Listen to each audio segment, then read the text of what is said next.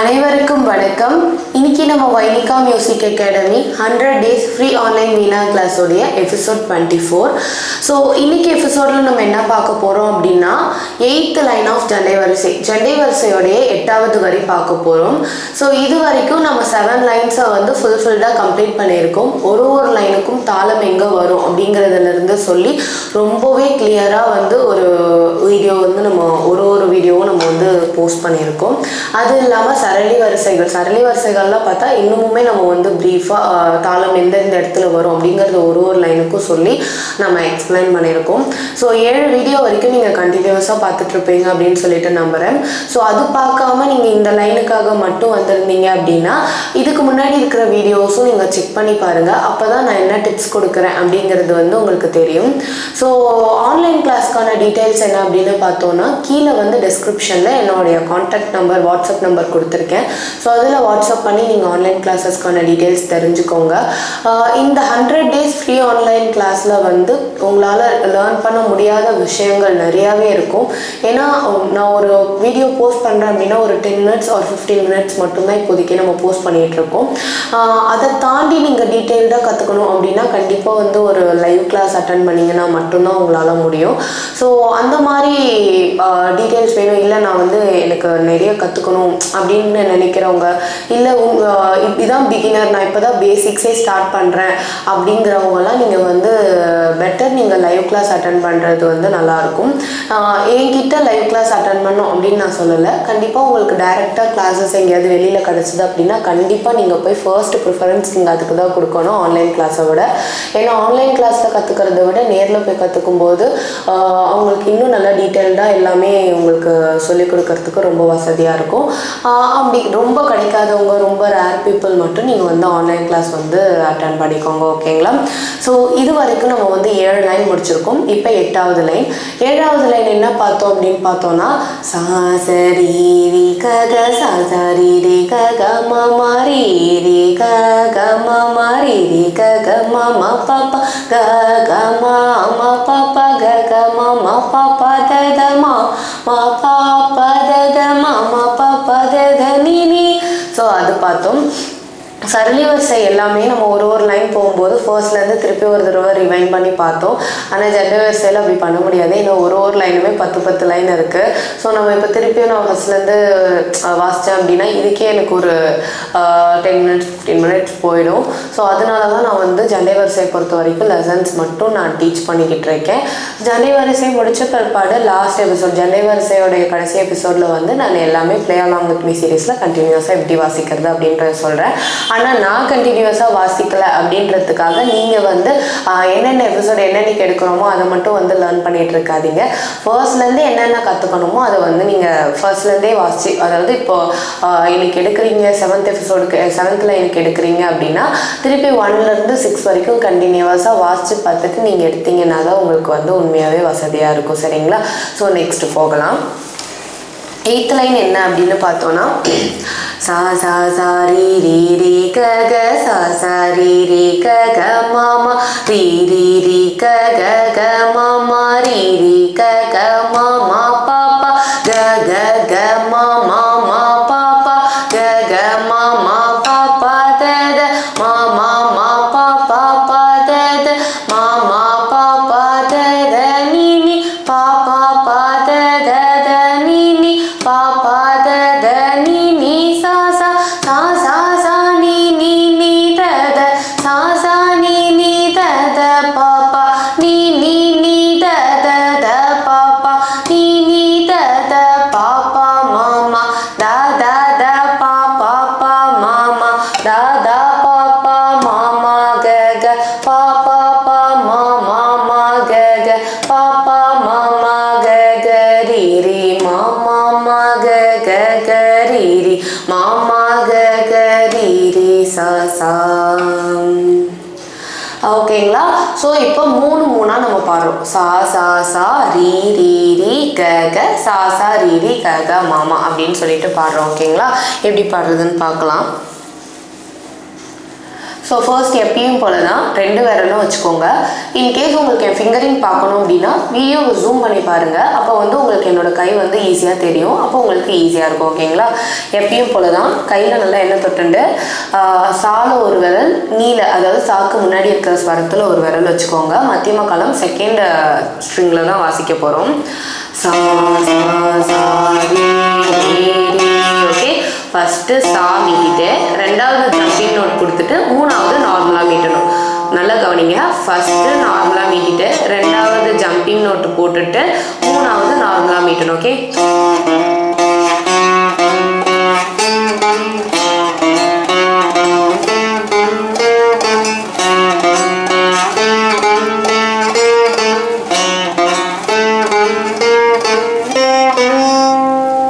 புரியுதுங்களா? சா சா சா ரீ ரீ ரீ க க, அதுக்கப்புறம் நார்மல் சா சா ரீ ரீ க க மா மா. ஓகேவா? எப்பயும் போல் செகண்ட் ஸ்பீட் தேர்ட் ஸ்பீட் மட்டும்தான் நம்ம வந்து ஜனைவரிசையில் பார்த்துட்டு இருக்கோம். ஸோ செகண்ட் ஸ்பீடுக்கு ஒரு தட்டுக்கு 2 ஸ்வரங்கள். அதை வச்சு கால்குலேட் பண்ணி பார்த்தோன்னா முதல் வரி இருக்கு இல்லைங்களா, அந்த ஃபர்ஸ்ட் லைனில் முதல் பாதி ஒரு தாளமாகவும், இரண்டாவது பாதியில் வந்து முதல் 4 ஸ்வரம் ஒரு தாளமாகவும், இரண்டாவது 4 ஸ்வரம் ஒரு தாளமாகவும் வந்து அமைஞ்சிருது. சரிங்களா? இதுதான் வந்து 2ஆம் களம், அதாவது செகண்ட் ஸ்பீட். சரிங்களா? எகெயின் ஒரு தடவை பார்ப்போம். திருப்பியும் சொல்கிறேன். சால ஒரு விரல், அதுக்கு முன்னாடி நீல ஒரு விரல். சால ஒரு விரல், அதுக்கு முன்னாடி ஸ்வரத்தில் ஒரு விரல் வச்சுட்டு ஃபஸ்ட்டு சா மீட்டிட்டு, அடுத்தது ஜம்பிங் நோட், மூணாவது ஒரு சா வச்சுட்டே மீட்டணும். ஓகே, ஃபஸ்ட்டு 1ஆ மீட்டிட்டு, ரெண்டாவது விரலை தூக்கி போட்டுட்டு, மூணாவது மீட்டணும். ஓகேவா? சா சா சா ரீ ரீ ரீ க க மா க க ரீ ரீ சா சா. புரியுதுங்களா? இதுதான் வந்து செகண்ட் ஸ்பீட். ஓகேங்களா? ஒரு தட்டுக்கு 2 ஸ்வரம். சா சா சா ரீ ரீ ரீ க க. ஓகே, ஃபஸ்ட்டு நார்மலாக வச்சுட்டு ஒரு மீட்டு, அடுத்தது jumping, third normal meet. Okay, ஓகேங்களா? நல்லா கேட்கும் அப்படி வாசிக்கும் போது. அடுத்தது வந்து இதுலேயே தேர்ட் ஸ்பீட், அதாவது ஒரு தட்டுக்கு 4 ஸ்வரங்கள். ஓகேங்களா? இப்போ 4 ஸ்வரம் வரும்போது தாளம் எங்கெங்கே வரும் அப்படின்னு எல்லாருக்குமே தெரியும். ஸோ தெரியாதவங்களுக்காக சொல்கிறேன். முதல் வரிக்கு ஓப்பன் தாளம் 1, இரண்டாவது வரி போகும்போது முதல் பாதி ஒரு தாளம், இரண்டாவது பாதி ஒரு தாளம். ஓகேங்களா? ஸோ தாளம் ரொம்ப ரொம்ப இம்பார்ட்டன்ட். தாளம் போடாமல் வாசிக்காதீங்க. தாளம் எல்லா இடத்துலையுமே தாளம் போட்டுட்டு வாசிக்க ட்ரை பண்ணுங்க. ஓகேங்களா? லைட்டாக ஆனாலும் நம்ம தாளம் போட்டுக்கிட்டே தான் இருக்கோம்.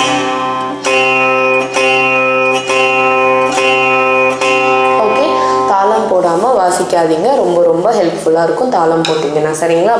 இப்போ வந்து செகண்ட் ஸ்பீட் தேர்ட் ஸ்பீட் பார்க்கலாம். ஓகேவா?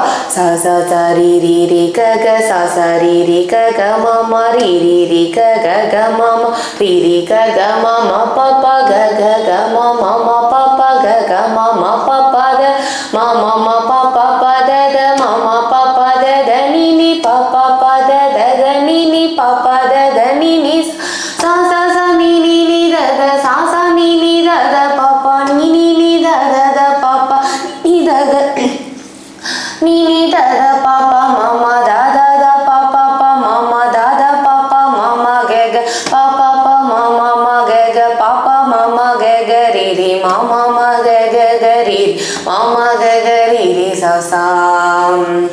ஓகேங்களா? பார்க்கலாம்.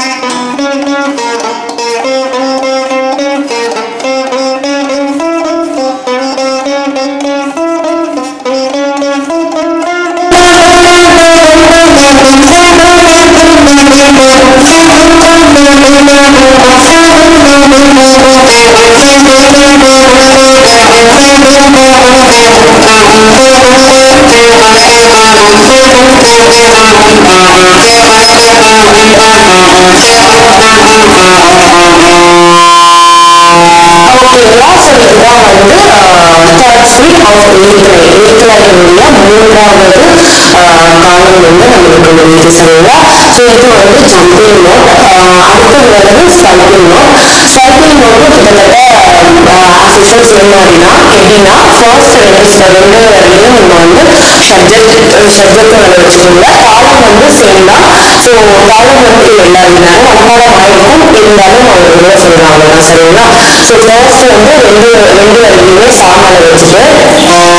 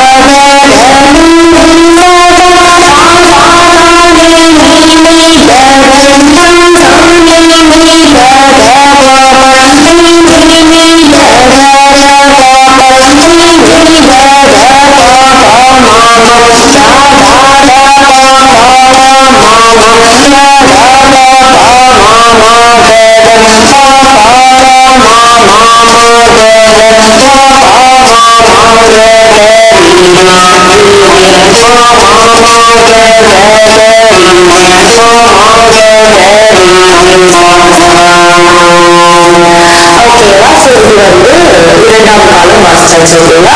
இப்போ மூன்றாம் காலம்.